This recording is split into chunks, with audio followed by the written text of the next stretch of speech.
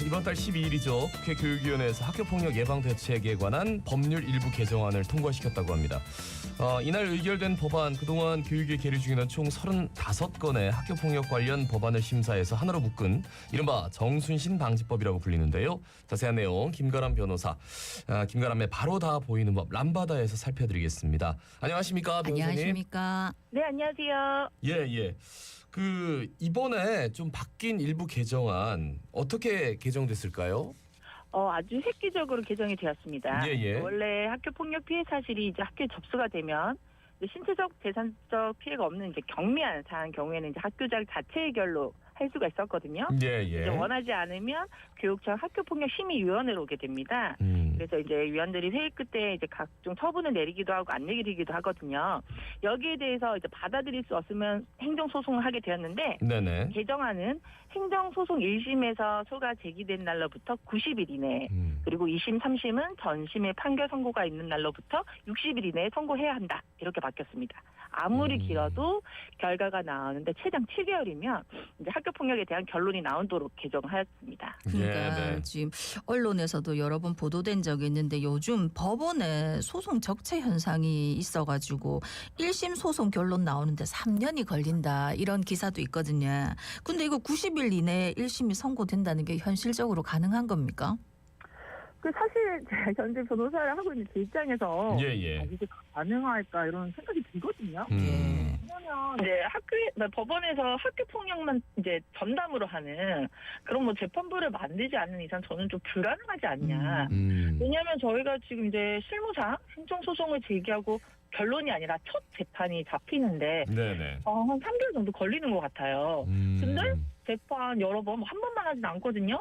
다 하고 3개월 안에 결론을 내려라? 이건 좀 불가능한 얘기지 않냐. 예. 그래서 이제 실제 국회에서도 이 3개월 안에 선고해야 한다는 규정 자체가 그럼 위반은 어떻게 되냐. 그거에 대한 제재 규정은 없거든요. 예. 그래서 과연 이게 될까라는 의문도 있었는데 어찌되었던 이제 법률에 적혀져 있으니까 규정이 돼 있으니까 법원이 그래도 예, 변호사님. 네. 예, 변호사님 지금 약간 그 통화감이 멀어서요. 조금 네네. 수화기를 대고 말씀해 주시면 감사하겠습니다. 계속 이 말씀 이어가 주시죠. 네, 그러니까 법원이 학교폭력 관련 소송 그래도 어떻게든 빨리 하지 않겠느냐. 예. 이런 이제 믿음이 있기 때문에 이렇게 규정을 일단 해놓고 그래서 이제 이 뭐 학교폭력 소송뿐만 아니라 지금 다 소송이 많이 늦어져요. 그래서 네네. 이게 우리가 코로나를 겪으면서 소송이 좀 지연이 되었고 만약에 이제 양측이 치열하게 다툰다 이러면 진짜 아까 말씀 주신 것처럼 막 1심 결론만 한 2년 3년 걸리는 것 같아요. 네네. 그러면 이제 또 국민 입장에서는 판사 더 뽑아가지고 재판부 좀 늘리면 안 되냐 생각하시는데 법원에서 이제 판사 한 명 더 뽑으면 예산이 엄청나게 듭니다. 판사만 뽑는 게 아니라 뭐 일할 사무실도 늘려야 되죠. 재판할 법정도 있어야 되죠. 그에 관련된 공무원도 있어야 되죠. 신경 쓸 게 정말 많습니다. 예. 그래서 예산이 없으니까 이제 좀 어려운 거죠. 그리고 어차피 행정재판부는 또 학교폭력 재판만 하는 게 아니라 다른 행정청을 상대로 하는 그 행정재판도 많이 하거든요. 예. 그래서 이제 이런 거 다 무시하고 어쨌든 학교폭력 빨리 제기했으니까 이제 90일 안에 빨리 결론 내려라. 이건 좀 불가능하지 않나 싶습니다. 근데 이제 법적으로 그거는 이제 정해졌으니까 네. 뭐 이렇든 저렇든 내야 되는 건 맞잖아요. 그렇죠. 빨리 내야 되죠, 이제. 그러면 혹시라도 뭐 늦게 낸다 했을 때 뭐 제재 사항이 있는 겁니까? 그렇게 되면? 그건 사실 없어요.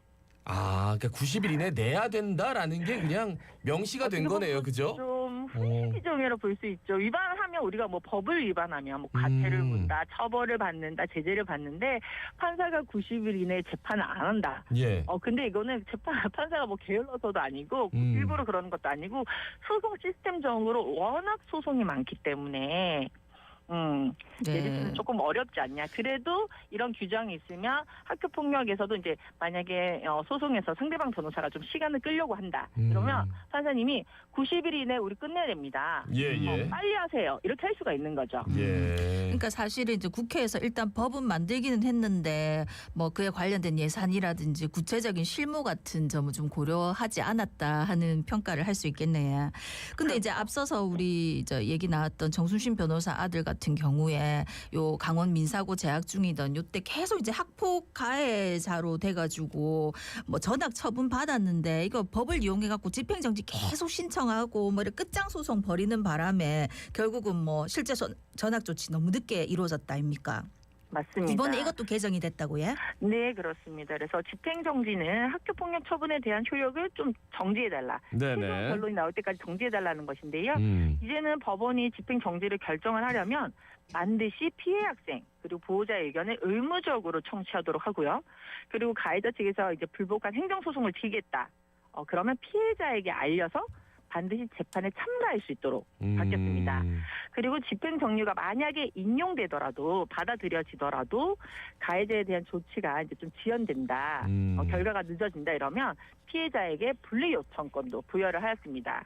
그래서 학교폭력 사안이 원래 학교에 접수가 되면 이제 임시조치로 가해자가 이제 3일간 학교를 못 나오게 하는 이제 분리조치가 있거든요. 네네. 그런데 이제 이런 임시조치뿐만 아니라 학교장은 피해 학생이 요청할 경우 아예 출석을 정지시킨다. 아니면 학급을 교체한다. 이렇게 가해자와 피해자를 이제 분리하는 조치를 신설을 했고, 그리고 이제 학교폭력 피해 학생을 위해서 국가가 보호시설도 운영하게 됩니다. 그리고 예. 시도교육청이 예방과 법률 지원을 위한 전담 부서도 운영을 하고요. 그리고 피해 학생에게 법률 상담 받아볼 수 있는 조력인 제도. 그리고 학교폭력 업무 담당 교사의 담당하시는 분이 따로 있어요. 담임이 하는 게 아니거든요. 네네. 그분의 수업 시간도 조정을 해주고 학교폭력 처리 과정에서 교원들에게 이제 책임 면제하는 이제 내용도 신설이 되었습니다. 그러니까 이제 가해자 피해자가 어떻게 보면은 뭐 얘기를 하고 나서 학교는 다니는 거니까 이게 맞습니다. 제대로 분리가 될까? 거기에 대한 이야기. 그래서 이제 2차 피해 이런 것들에 대한 네네. 수많은 논의가 있었는데 일단 네네. 피해자가 저는 보고 싶지 않습니다. 그러면은 강제로 학교에서 학교에 등교하지 마십시오라고 할 수 있는 그런 법적인 제도적인 장치가 마련이 된 거네요, 그죠?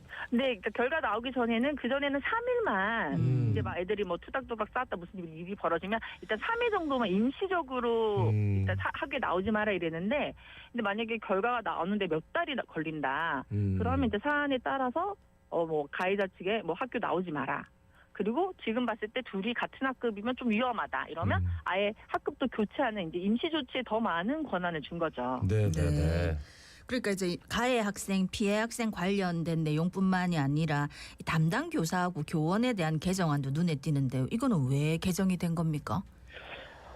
이제 학교폭력 사안 경우에는 이제 학생들 문제에서 사실 보호자 문제로 확대가 많이 됩니다. 예, 거의 예. 백발백중. 아무래도 이제 보호자 입장에서는 또 자신의 아이가 어떤 피해자나 가해자가 됐을 때 이제 아이의 말을 1차적으로 우선적으로 들어줄 수밖에 없잖아요. 근데 좀 오해가 생기는 경우도 많고, 그리고 제가 아까 말씀드린 것처럼 담임 선생님이 이 업무를 맡아서 처리를 하시는 게 아니라 이제 학교에 학교폭력 전담 교사가 있어요. 그럼 이 교사분에게 다른 업무를 할 수 없도록 학부모님들의 전화나 상담, 하소연을 듣느라 어떻게 보면 이제 저가 이제 학교 폭력 전담하시는 선생님들이나 이게 좀 이야기를 들어보면 교권 침해가 될 수 있을 정도로 다른 업무를 못하게 막 밤낮으로 전화를 하시고 네네. 왜 우리 아이 편을 안 들어주냐, 왜 저쪽 말만 들어주냐, 이제 그렇게 느낄 수도 있잖아요. 네네. 그러니까 이런 고충 전화를 정말 너무너무 많이 받으신대요. 그리고 이제 학교 폭력 담당하시는 뭐 장학사분이나 이런 또 이제 뭐 부모님이 지금 말하는 거 다 녹음해가지고 나중에 가만 안 두겠다. 이렇게 말씀하시니까 이제 선생님 입장에서는 어쨌든 우리가 이제 폭력에 대해서 어떻게 바라봐야 되냐면 이게 가해 학생을 막 처벌 이런 것보다는 네네. 어쨌든 자라나는 아이기 때문에 이 아이들을 잘 선도해서 좀 개정을 뭐라고 해야 되나 이제 개도를 시켜야 되는 그런 부분, 교육적인 부분이 있는데 네네. 이제 부모님 입장에서는 이제 좀 감정적인 부분이 들어가니까 빨리 그 아이 막 무조건 전학 보내라. 그 아이 무조건 학교 못 내와라. 그러면 선생님이 입장에서는 굉장히 중립적으로 태도를 대하는데 이제 각각 학부모 입장에서는 한쪽 편만 든다 이러다 보니까 이런 고충이 너무너무 많아서 아예 이제 개정안에 못 박았던 거죠.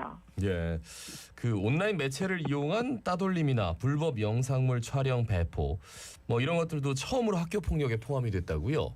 네, 그렇습니다. 그래서 우리가 이제 카카오톡 단체 톡방 있지 않습니까? 네, 예. 아이들이 이거 많이 하는데 그 원래는 담임 선생님 없이 학생들만 이렇게 만드는 거를 못하게 하고 있는 걸로 제가 알고 있어요. 왜냐하면 이제 담임 선생님의 어쨌든 요즘에는 단체 톡방에서 아이들이 워낙 많은 대화가 이루어지기 때문에 예, 예. 그래서 여기서도 이제 사이버 불링이나 따돌림이나 뭐 욕설이나 이런 걸 하는 것보다는 뭐 읽고 답 안 해주기, 무시하기, 그 아이만 투명 인간 취급하기 이런 식으로 아하. 이제 사이버 학교 폭력이 이루어지는 경우도 굉장히 많거든요. 네, 네. 그래서 제가 말씀드린 읽고 답 안 해주기, 그 아이를 무시하기, 투명 인간 취급하기 이렇게 따돌리는 경우도 학교 폭력에 포함을 시켰습니다. 그리고 또 아이들끼리 뭐 이제 요즘에는 뭐 짤이라고 해서 저희도 이렇게 뭐 영상물 같은 거 찍어가지고 아이들 뭐 이렇게 따돌리거나 괴롭히거나 이거 좀 재미삼아 만드는 영상물 같은 거를 아이들이 뭐 이렇게 이제 뭐 장난삼아나 뭐 이렇게 업로드를 한다면 예, 예. 이제 온라인에 게재된 학교 폭력 영상물을 삭제해달라고